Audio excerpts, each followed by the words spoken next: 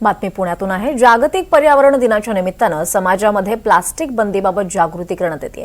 पुण्यातील श्रीमंत दगडूशेठ हलवाई मंदिराबाहेर एक कापडी वेडिंग मशीन बसवलं गेलंय। पर्यावरण आणि पशुसंवर्धन मंत्री पंकजा मुंडे यांच्या हस्ते याचं उद्घाटन होणार आहे। केवळ 10 रुपयातही कापडी पिशवी मिळणार आहे। राज्यातल्या अनेक धार्मिक स्थळांजवळचे पूजा करण्याचं साहित्य हे प्लास्टिक पिशवीमध्ये दिलं जातं। त्याऐवजी कापडी पिशवी वापरण्याबाबत जागृती निर्माण केली जाणार आहे। या सगळ्याचा आढावा घेतलाय आमचे प्रतिनिधी अविनाश पवार यांनी।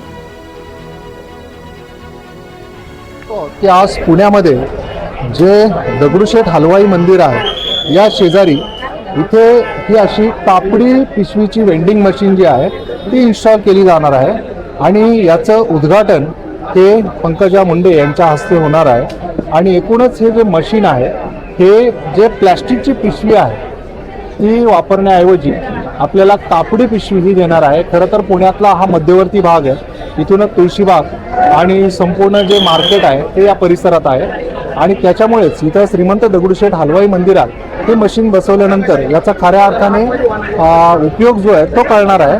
आणि अशाच पद्धतीने जेवढी राज्यातली अष्टविनायक मंदिरं आहेत त्या ठिकाणी देखील असं हे वेंडिंग मशीन बसवलं जाणार आहे।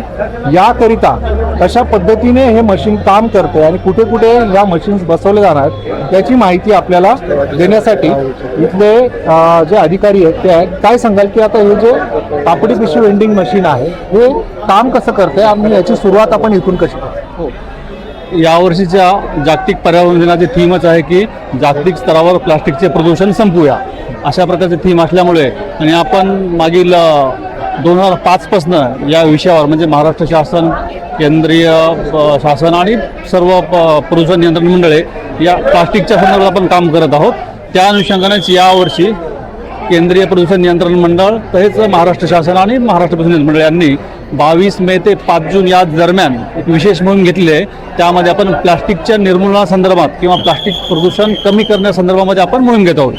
त्याच मोहिमेचा एक भाग म्हणून महाराष्ट्र शासन आणि महाराष्ट्र प्रदूषण नियंत्रण मंडळ यांनी आपल्या महाराष्ट्रातील जी आपली जागृत देवस्थानं आहेत जसे की अष्टविनायक, ज्योतिर्लिंगाची मंदिरं आणि इतर सर्व आपली धार्मिक स्थळं, मोठी स्थळं आहेत ज्या ठिकाणी खूप मोठ्या प्रमाणात भाविक येत असतात त्या ठिकाणी प्लास्टिकच्या पिशव्यांचा वापर होतो। त्या ठिकाणी आपण प्लास्टिकच्या पिशव्यांचा वापर बंद करण्याच्या दृष्टीने अशा प्रकारचे वेंडिंग मशीन्स आपण देणार आहोत। हे काम कसं करतं एकूण याच्यामध्ये? मशीन जी आहे ती या मशीनमध्ये आपण एकावेळी मशीनची कपॅसिटी वेगवेगळी असते। आता या मशीनची कपॅसिटी 500 पिशव्यांची आहे एकावेळी आहे आणि टोकन पद्धतीने आहे। या ठिकाणी आपल्याला 10 रुपयाचं आपण एका ठिकाणी कॉईन टाकलं किंवा QR कोडनं आपण केल्यानंतर आपल्याला ती पिशवी बाहेर येते। तर आपण पाहतोय की इथे कॉईन टाकल्यानंतर आपल्याला ही जी आतली कापडी पिशवी आहे ती मिळणार आहे।